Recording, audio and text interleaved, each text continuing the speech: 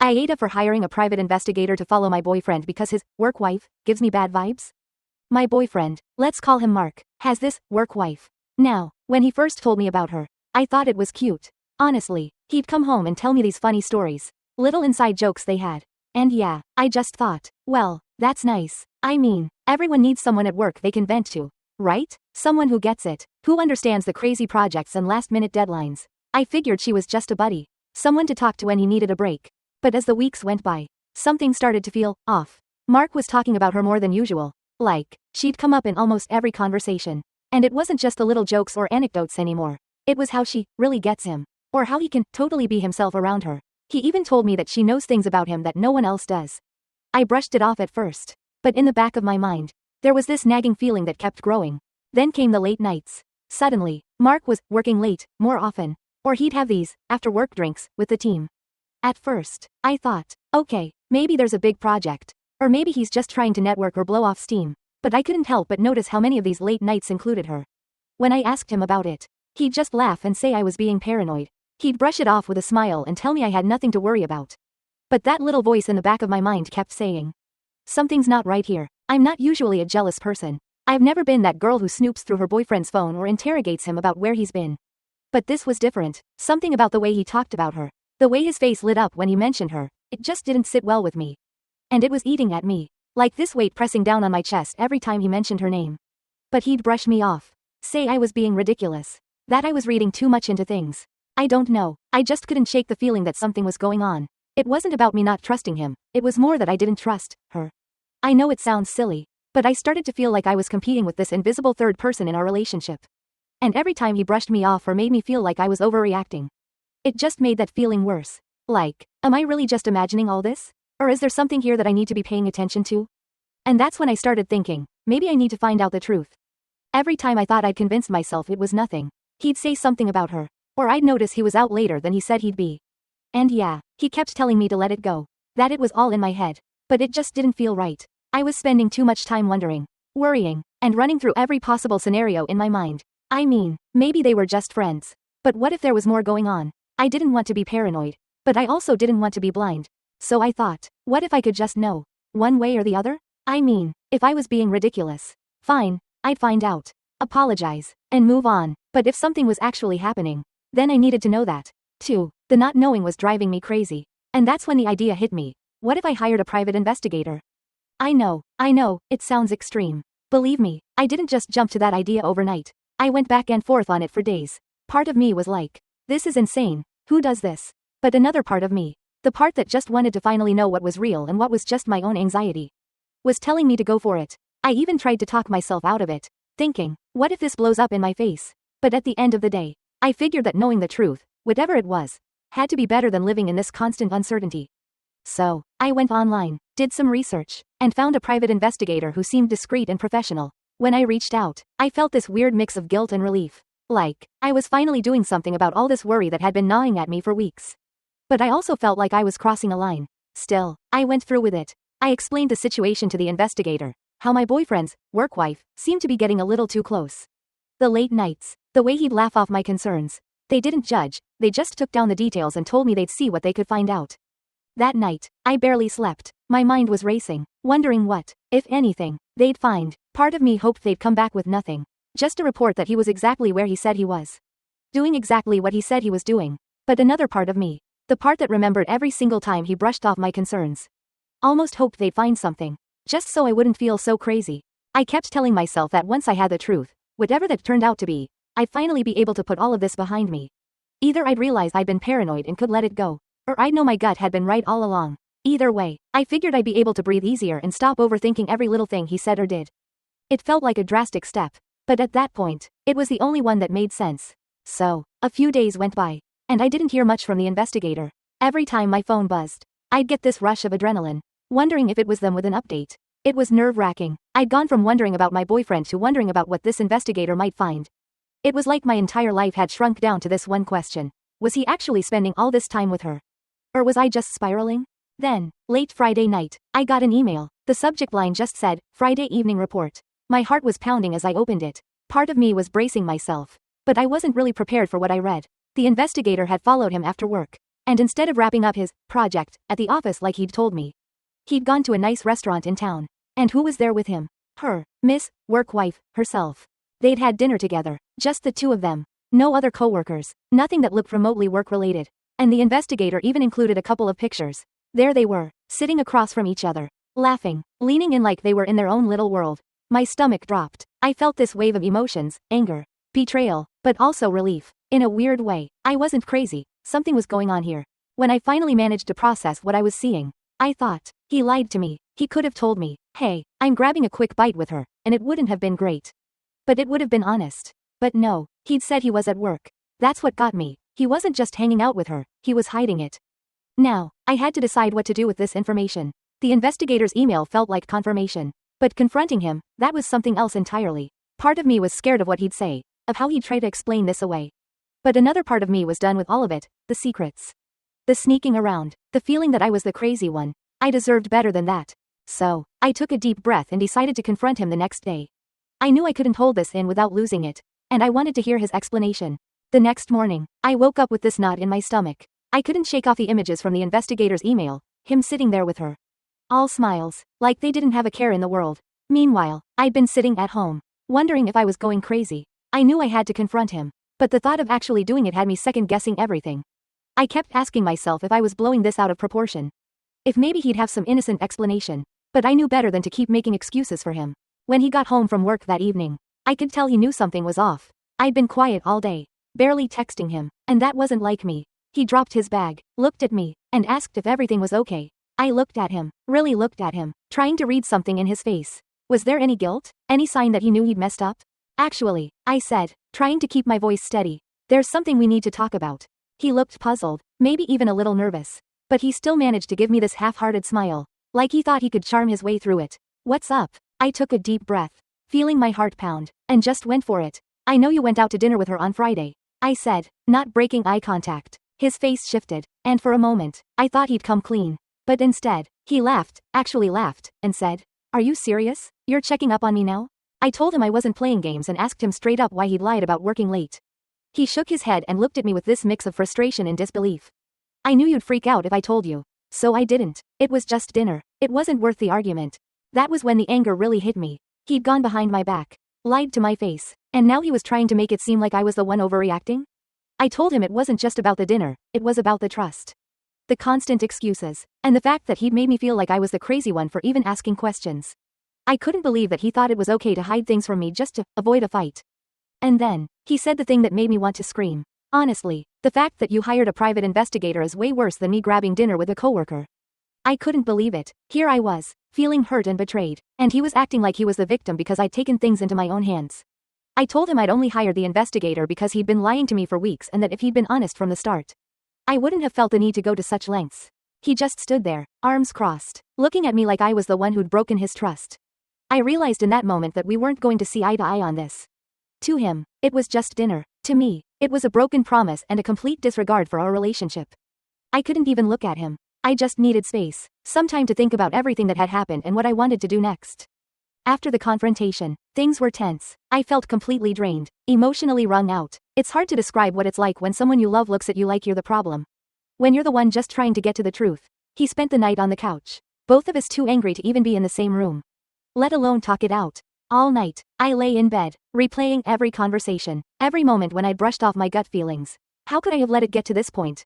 The next few days were awkward, to say the least. We tried to get back to our routines, but everything felt different. I'd never seen him act so defensive, like I'd betrayed him by finding out the truth. He barely spoke to me, and when he did, it was short, clipped responses. Even when we were in the same room, it felt like there was this invisible wall between us, one he wasn't interested in breaking down.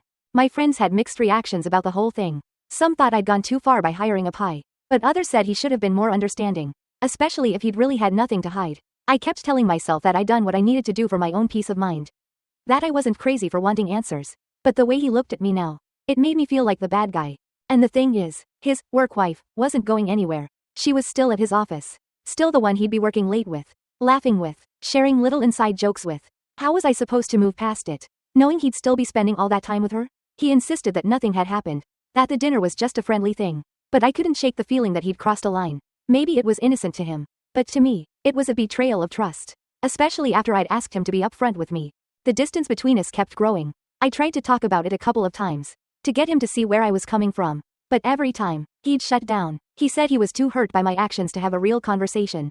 Which left me feeling like I'd hit a dead end. It's funny, when you're in a relationship, you think there's always room to work things out, to talk things through, but here I was, feeling more isolated than ever.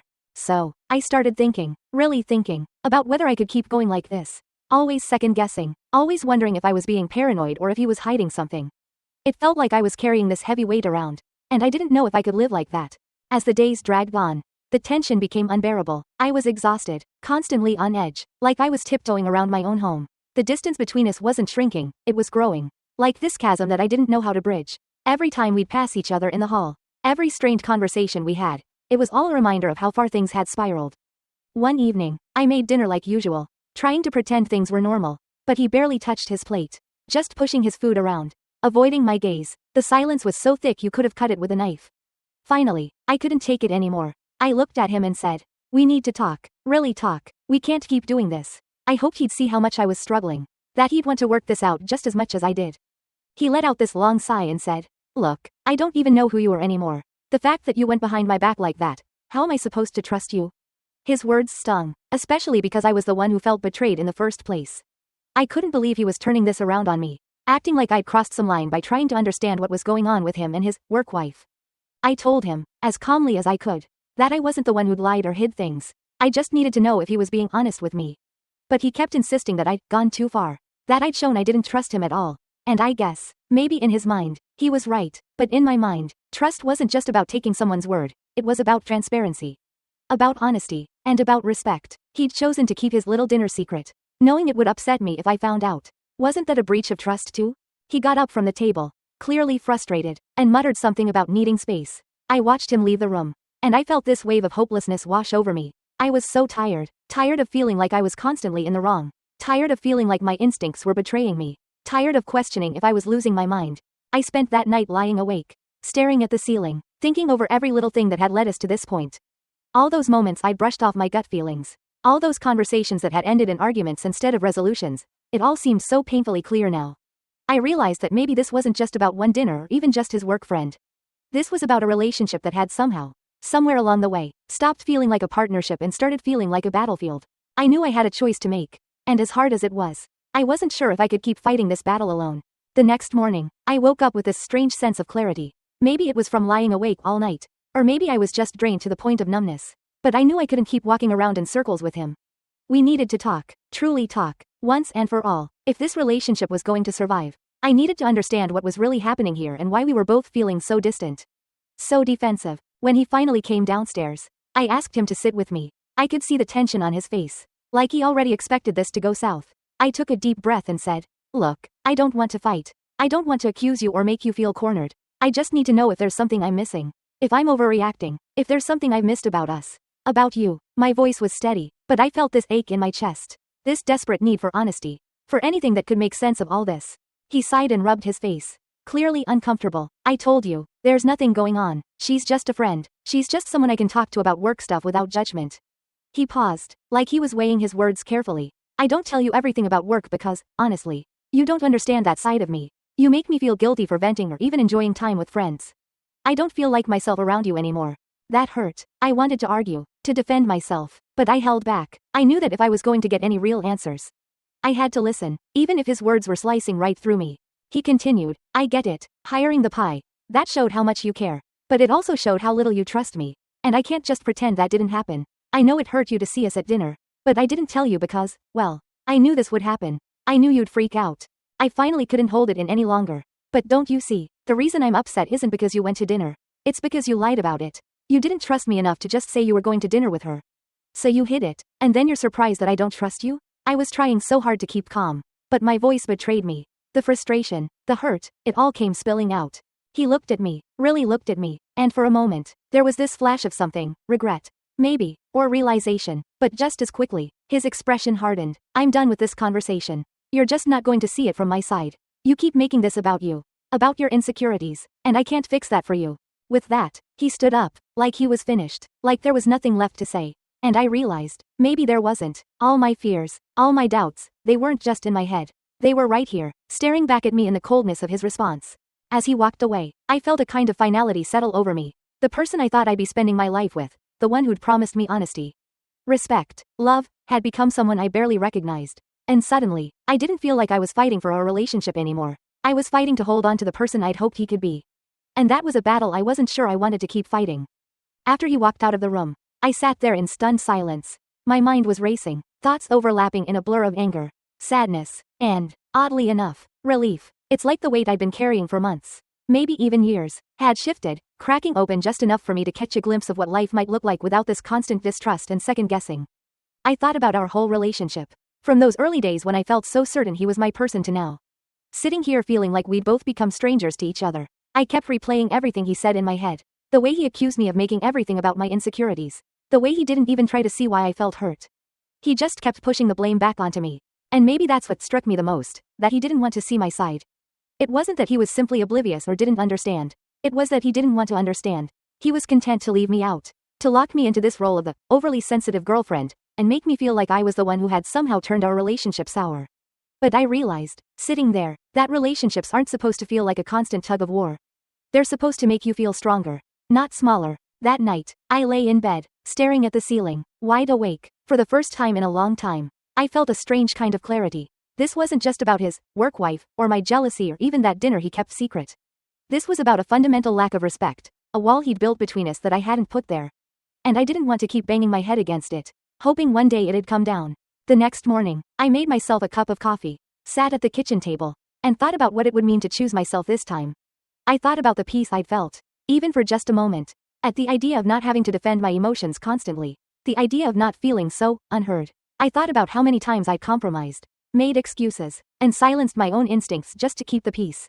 He came down after a while, still carrying that same stubborn look, barely meeting my eyes as he made himself a cup of coffee.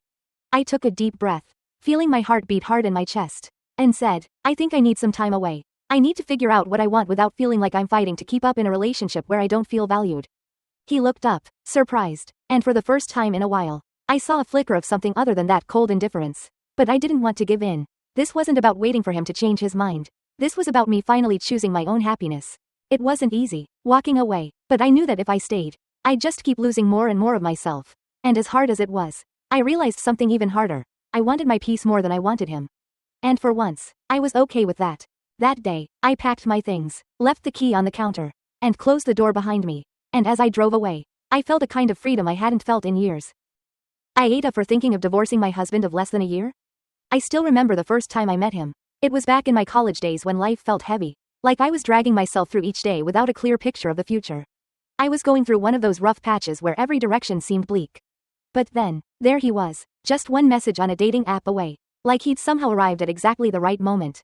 Our first few conversations were lighthearted, nothing too deep. He'd throw in a flirty comment, and I'd counter it with my own. It was fun, a break from the seriousness of everything else going on in my life. When we finally decided to meet up, I felt nervous, but in a good way. I remember sitting across from him, watching him laugh and tell stories, and I thought to myself, wow, maybe this could be something real. He was attentive, making me feel like the only person in the room, and he listened with a genuine interest that I hadn't felt in a long time.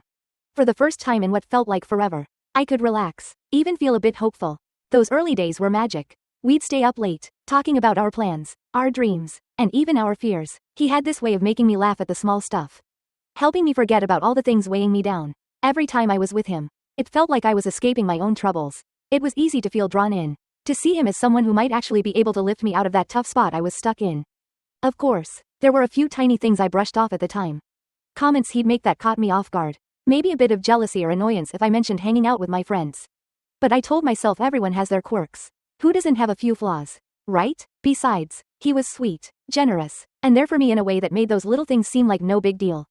Looking back, I can still picture us going on those late night drives, just talking about anything and everything. He'd sometimes turn up the music and belt out songs, completely unafraid to be silly, and it made me feel so comfortable around him. He was a great listener too, really tuned in to my feelings, and he made me feel seen. It was exactly what I needed back then. I remember thinking, this guy might actually be different, and I wanted to believe that. With him, my life could be a little brighter. We moved forward so naturally, almost like it was meant to be. He made me feel loved in a way that was new, and it was comforting to know someone would stand by me, flaws and all. Those early days were a time I felt a weight lift off my shoulders. Like I could let go of the struggles in my life and just breathe. He was more than a boyfriend, he felt like a partner. Someone who had my back and wanted to be a part of my world. That's how it started, simple, easy, like slipping into something warm and familiar. I couldn't imagine then that things would get complicated. Back then, he was just a guy who made me feel alive when I'd almost forgotten what that felt like.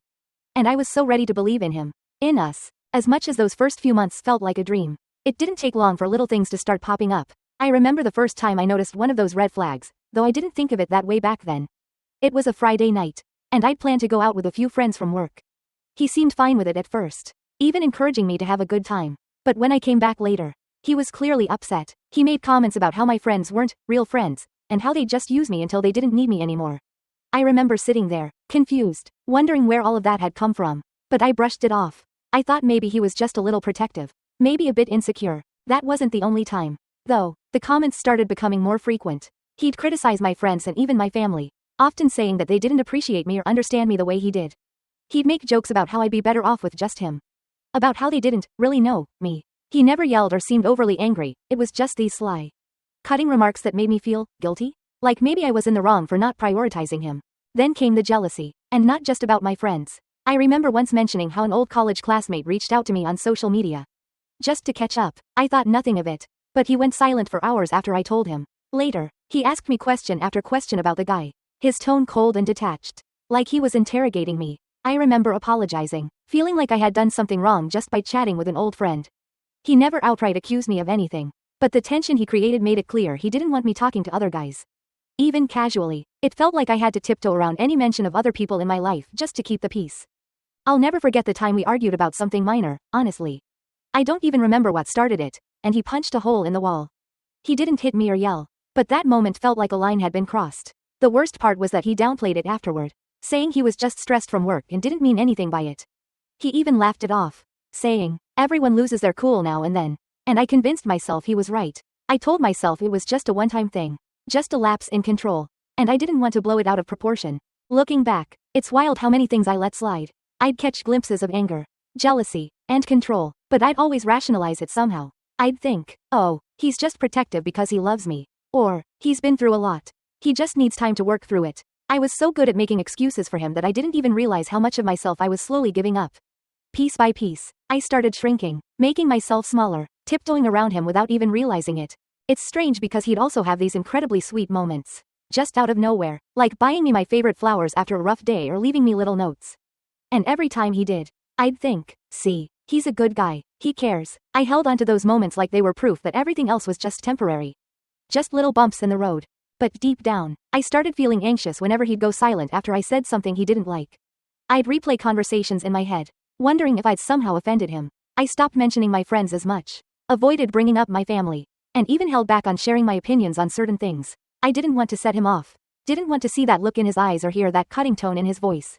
It's hard to admit, but I was scared of the person he could become when things didn't go his way. And yet, despite all of that, I stayed. I told myself that every relationship has its ups and downs, that no one is perfect, and that love is about accepting each other's flaws. I clung to the idea that maybe I could help him change, that my patience and love would bring out the best in him. I ignored those red flags because I didn't want to believe they were signs of something worse. I wanted to believe in the version of him I'd seen in those early days. The sweet, funny, caring guy who'd shown up in my life when I needed him most. When we got married, I thought things would settle down, that maybe the commitment would help him relax and trust me more. Or that he'd stop needing to control everything around us. After all, he had always talked about how excited he was to be my husband. How much he looked forward to starting a life together. I wanted to believe marriage would be a fresh start, a way for us to truly become partners. But almost immediately, things changed, and not in the way I'd hoped. It was subtle at first. He became even more critical, especially about the little things. If I didn't cook exactly the way he liked or if the house wasn't perfectly clean, he'd make offhand comments that chipped away at my confidence. "Didn't you ever learn to keep a house?" he'd ask, half joking but with an edge that stung. Or he'd sigh when I put on an outfit he didn't like, telling me it wasn't appropriate for a married woman. It felt like, overnight, I had become a disappointment to him in every way. One weekend, I was planning to meet up with some of my old college friends. They were in town, and I hadn't seen them in ages. I figured it wouldn't be a big deal. I'd be back by the evening. And it was just a casual brunch. But when I mentioned it to him, he completely shut down. He didn't tell me not to go. Exactly, but he made it clear he wasn't happy about it. "Those friends don't understand our life now," he'd say. "They're still living like they're in college. And that's not who you are anymore." I ended up canceling, And the worst part was that I didn't even tell my friends the real reason. I made up an excuse. Too embarrassed to admit that my husband didn't want me to go. Another time, he started talking about how he wished things were more like the good old days. How men and women had their roles, and how it was just simpler. He joked about me being a housewife, and how he wanted me to take care of everything so he could focus on providing. But these weren't jokes to him. I saw that look in his eyes when he said it, that he really expected me to mold myself to fit this idea he had. To forget about my own dreams and just serve him. The version of him who had encouraged me in the early days, who had been so proud of my independence, was gone. Then came the drinking. It wasn't like he was drinking every night, but when he did, it always seemed to bring out the worst in him. He'd come home after a night out with his friends or a long day, reeking of alcohol, his words slurring just enough to know he'd had more than a couple of beers. At first, I'd try to brush it off, thinking maybe he was just unwinding. But the things he'd say, the way he'd treat me when he was drunk, that was harder to ignore. He'd call me names, things I won't even repeat because they cut so deep, and accuse me of things that made no sense, like turning him into a joke, or holding him back. One night, we got into an argument about something small. I think it was about which movie to watch. I was exhausted, barely had any energy left, and I just wanted to relax. But he was adamant, and somehow it escalated into this huge fight where he accused me of being selfish, of not respecting him as the man of the house. I couldn't believe what I was hearing. Suddenly, he punched the wall again, this time harder than before, leaving a dent so big it made me jump. He stormed out after that, and I just sat there, staring at the wall, wondering what had happened to the man I thought I knew. The worst part of it all was how trapped I started to feel. I'd married him, committed my life to him, and now I was watching him turn into someone who was unrecognizable. I wanted to leave, to escape, but every time I thought about it, I'd feel this wave of shame. We'd only been married a few months, and I couldn't stand the thought of being the woman who couldn't make it work. Who gave up so soon? I started keeping things to myself, bottling up my feelings, hoping that he'd snap out of it. I'd go out of my way to keep the peace, to avoid anything that might set him off. If he didn't like something I was doing, I'd stop. If he didn't approve of someone I was spending time with, I'd pull away from them. Bit by bit, I was erasing myself, trying to fit this version of a wife that he wanted, believing that maybe, if I could just be better, he'd be happy again, and things would go back to how they were. But it never worked. It felt like the more I tried, the more control he demanded. And the more he demanded, the more isolated I became. My life shrank down to just him, just our house, and the walls started to close in on me. Every time I looked at that hole in the wall, it was like a reminder of the reality I was living, a silent, glaring reminder that no matter what I did, I couldn't fix this. I was losing myself, and the future I'd once dreamed of with him felt like a mirage.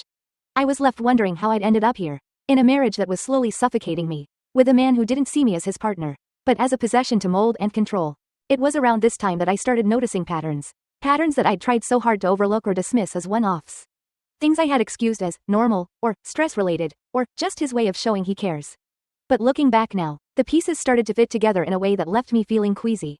For example, his jealousy. I'd always chalked it up to him being protective, even flattering, but the way he went about it was anything but protective. He'd accuse me of looking at other men, even if we were just walking through the grocery store. I'd barely glance up, minding my own business, and he'd say something like, "Did you see the way that guy looked at you? Or the way you looked at him?" At first, I'd laugh it off, thinking it was all in good fun. But eventually, it became clear that he wasn't joking. He genuinely thought I was somehow disrespecting him by existing in the same space as other men.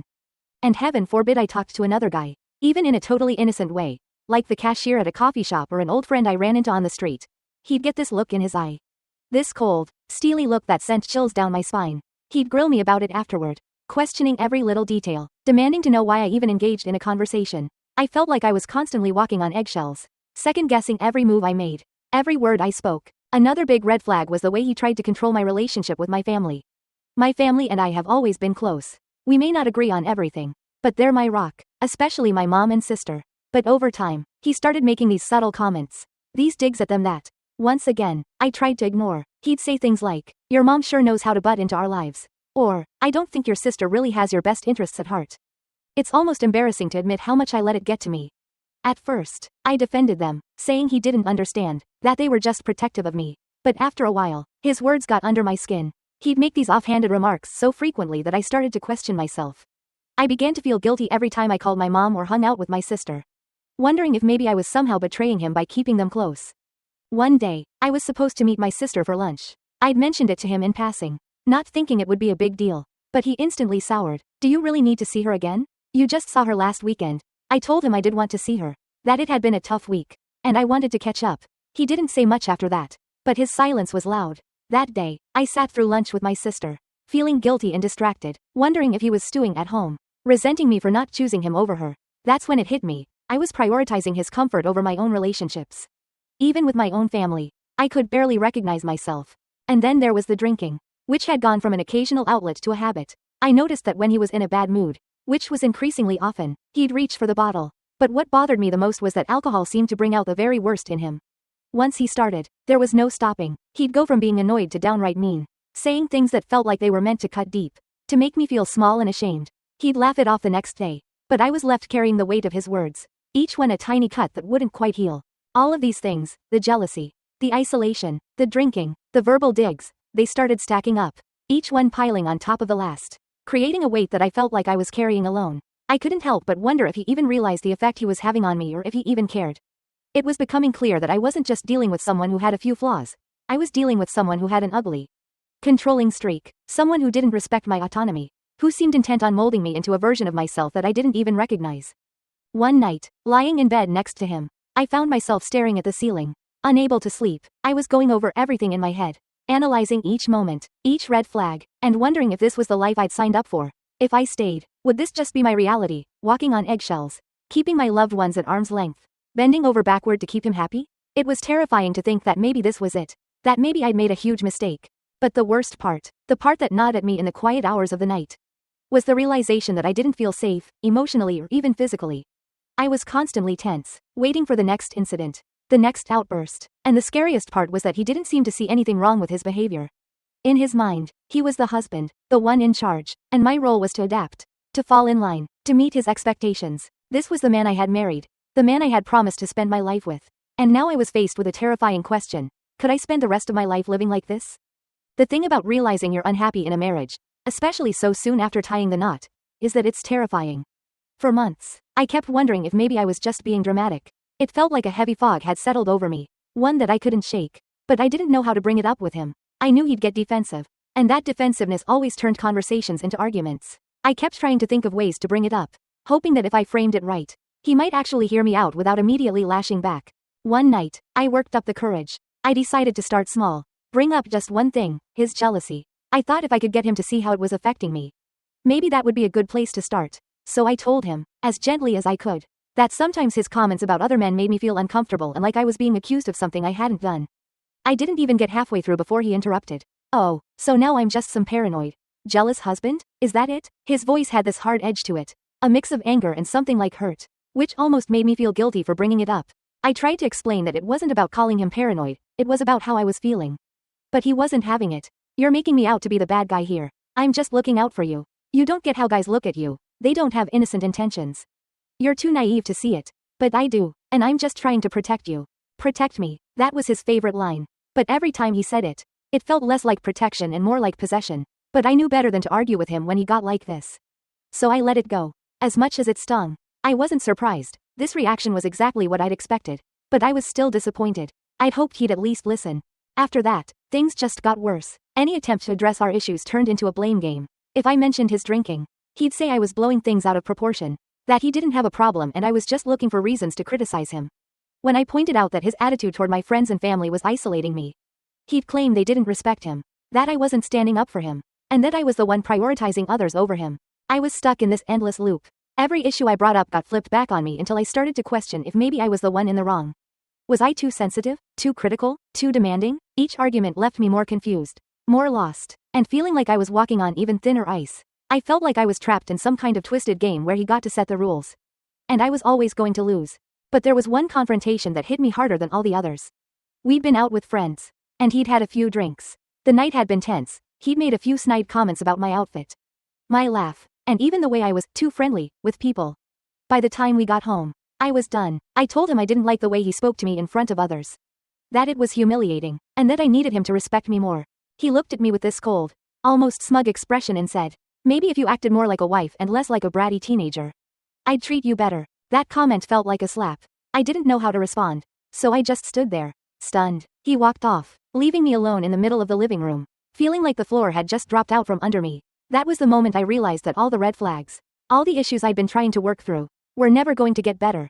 He didn't want to change, and he didn't see a reason to. In his mind, he was right, I was wrong, and that was the end of it. It was like I'd been fighting for this relationship on my own. Trying to mend a bond that he wasn't even interested in preserving. And all the while, he kept pushing me further away from the life I'd wanted. From the person I was before him. Standing there, alone in that quiet house. It hit me. This wasn't just a rough patch. This was my reality now. And if I didn't make a change, it would be my reality forever. After that night, everything felt different. I'd always been the kind of person who tried to see the good in people. Who wanted to believe that everyone was capable of growth and change. But now, I was beginning to wonder if I'd been fooling myself all along. I'd spent years with this man, thinking that the little red flags were just misunderstandings or temporary rough patches. I convinced myself he was a good guy, deep down, and that maybe I just needed to try harder to make things work.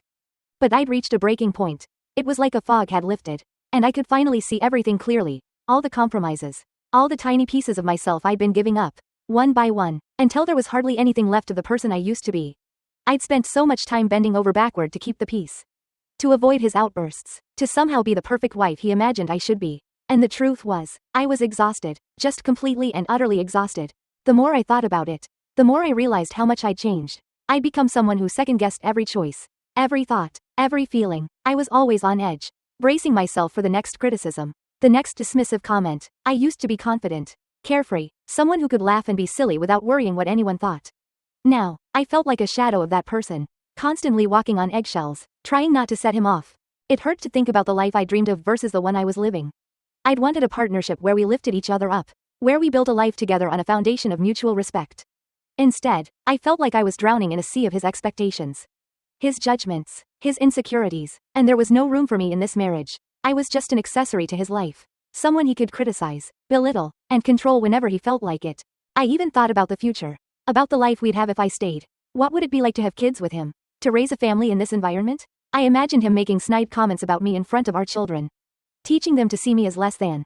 Just like he did. And that thought terrified me. I didn't want that for myself. And I certainly didn't want it for any future kids. I wanted them to grow up in a home where they felt safe, loved, and respected, not constantly criticized or belittled. The more I reflected, the more I knew I couldn't keep living like this. I couldn't keep pretending everything was okay, sacrificing my happiness and self-worth to keep up the appearance of a happy marriage. This wasn't happiness, this was survival, and I was barely making it through each day without losing more of myself. Leaving felt impossible, though. I'd built my life around him, around us. We'd been together for years, and I couldn't imagine walking away from that, from the dreams we'd shared, from the idea of us that I'd clung to for so long. But as painful as it was to think about leaving, the idea of staying felt even worse. Staying meant giving up on myself completely. It meant resigning to a life where I'd always be less than. Always be questioned, always be criticized. And as much as I'd once loved him, I knew deep down that I couldn't keep sacrificing myself for someone who didn't see my worth. Who didn't want to change. Who only wanted me to fit his mold of the perfect wife. I couldn't keep shrinking myself to fit into his narrow vision of what our life should be. For the first time in years, I felt something close to clarity. There's this moment in life, when everything sort of clicks together, and you're left staring down the truth. That was me, lying there in bed one night, staring at the ceiling, knowing I had to make a decision. It was terrifying. Leaving felt like a freefall, like stepping off a cliff with no idea if there'd be anything to catch me. But staying felt like a slow fade, a gradual erasure of everything that made me, me. I started thinking about all the little moments, all the times I'd pushed my own needs to the side for his comfort. The names he called me when he was drunk, the times he dismissed my friends, my family, my dreams, like they were childish whims. How he'd roll his eyes at me if I expressed even the smallest disappointment or hope for something better. It felt like he was chipping away at me, piece by piece, and I'd been letting him do it because I'd convinced myself that love was supposed to be this self-sacrificial. But then I realized, love wasn't supposed to feel like this. Love wasn't supposed to make you smaller, and it sure as hell wasn't supposed to leave you feeling like you weren't good enough. That every little thing you did could be improved if you just tried harder or gave up a little more. I kept wondering if he'd even see me, the real me, if I didn't keep sacrificing myself to fit his ideal. I knew, right then, what I had to do. I had to walk away. Even if it hurt. Even if it meant leaving behind the life we'd built. Or at least the life I'd imagined we were building. I was so scared of disappointing everyone, our families, our friends, even him. But I was done being disappointed in myself. I was done pretending. Done putting on this mask that everything was fine when, really, I was falling apart inside. So, I made a plan. I'd start putting money aside. Gathering my things slowly, quietly, so he wouldn't notice. I'd reach out to a couple of close friends. People I knew I could trust. Who would support me even if they didn't understand. And when the time was right, I'd leave. But even as I planned, I felt this sense of loss. It was like mourning the person I'd once hoped he could be. Or maybe the person I'd imagined he was. I wanted so badly for him to be that guy. To care about my happiness as much as his own. To want to be my partner in a way that felt equal and whole. But that wasn't reality, and holding on to that fantasy was just another way of holding myself back. It was time to put myself first. To remember the things that mattered to me. That made me who I was before he'd ever come into the picture. I had to reclaim my own dreams. My own peace, even if it meant facing the fear of being alone. That was the moment I stopped waiting for him to change. Stopped waiting for him to recognize my worth. And decided to start valuing myself instead. The day I finally took that step to leave. It felt surreal. I'd been going over the plan in my head for weeks. Running through each detail like a checklist. Pack my essentials. Grab anything too personal to leave behind. Arrange a place to stay with a friend. And just go. I kept thinking something would stop me. That I'd feel this overwhelming guilt and reconsider. But I didn't. I felt calm, grounded, like I was walking out of the fog I'd been living in for years. When I told him, he looked at me like I'd grown a second head. Disbelief written all over his face. He asked if I was serious. If I was really just going to leave over a few misunderstandings. But I was done with explanations. I'd given him enough chances to see what was happening. Enough moments where he could have chosen to show up differently. In the end, it was like he'd made my decision for me. One careless word at a time. There was this strange peace that came over me as I walked out the door. Bags in hand, it felt like the weight I'd been carrying for so long had finally lifted. I didn't have a perfectly clear plan for what was next. I knew I'd need time to heal. To figure out what kind of life I wanted now that I was free to create it on my own terms. But I felt a sense of possibility. A spark of something I hadn't felt in years. Hope. The days that followed weren't all easy. I had moments of second-guessing myself. Wondering if I'd made the right call. But every time that doubt crept in, I remembered that heavy feeling in my chest I used to have around him. The way his words and actions made me feel small. Invisible. And then, just like that, I knew I'd made the right choice. This was my chance to rebuild. To reclaim the parts of myself I'd set aside for him. Friends and family came around slowly. Reaching out when they heard what had happened. Some were supportive, and a few were shocked. Even disappointed. But I knew in my heart that they hadn't been living my life. Hadn't felt what it was like to be constantly diminished. Constantly doubting my own worth. I stopped worrying about what they thought. Realizing that the only approval I needed was my own. As time went on, I started to rediscover the things I loved. The passions and hobbies I'd set aside. I even found myself smiling at the little things. Things that had once been routine but now felt fresh and full of possibility. The world seemed wider, brighter, and it felt like I was seeing it with new eyes. Now, months down the line, I feel stronger than I ever thought I could. I'm finding my way back to myself. Learning to trust my own voice again. And building a life that's truly mine. And while the journey hasn't been easy, I wouldn't trade this hard-won peace for anything. For the first time in years, I'm living in a way that feels true. Unapologetically myself. And ready to embrace whatever comes next.